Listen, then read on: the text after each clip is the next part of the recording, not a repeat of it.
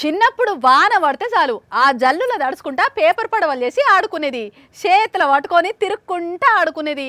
ఇక ఎక్కువ వానైతే అసలు ఇంట్లో బయటికి పోనీయకపోయేది అనుకోర్రి. సరే ఏం ఆడినా సంబురానికి ఆడితే ఏం కాదు, కానీ డేంజరస్ ఆటలు ఆడి ఆగమయ్యే కథ చేసుకోవద్దు కదా. కానీ ఇక్కడ కొందరు పొలగాళ్ళు గదే పని చేసిర్రు. వీళ్ళ ఏషాలు అవి వైర్లు అనుకుంటున్నారో ఉయ్యాలనుకుంటున్నారో కదా. రే ఏ ఊగుడు పోనీ హెచ్చరిక పేషాలో కాళ్ళు మొత్తం వైరుకు పెట్టి రివర్స్ లేలాడుతున్నాడు కదా. ఈయన్ని చూసి ఇంకో పొలగాడు నేను కూడా చేస్తానని చెప్పి ఎక్కబోయిండు. మళ్ళీ ఏమనిపించిందో పక్కకు జరిగిండు. ఓ ఓ ఓ ఓ నీ ఊగుడో. మరి ఎట్లా వానలు బాగా కురిసేసరికి నీళ్ళన్నీ నిండినాయి. స్తంభం నీళ్ళల్లో ఉన్నది కాబట్టి కరెంటు కూడా తీసేసిండ్రు. ఏమన్నా ఎటవడమై తీగ తెగినా కూడా పడేది నీళ్ళనే. నాకు మస్తు ఈతొచ్చు అనుకున్నారో ఏమో.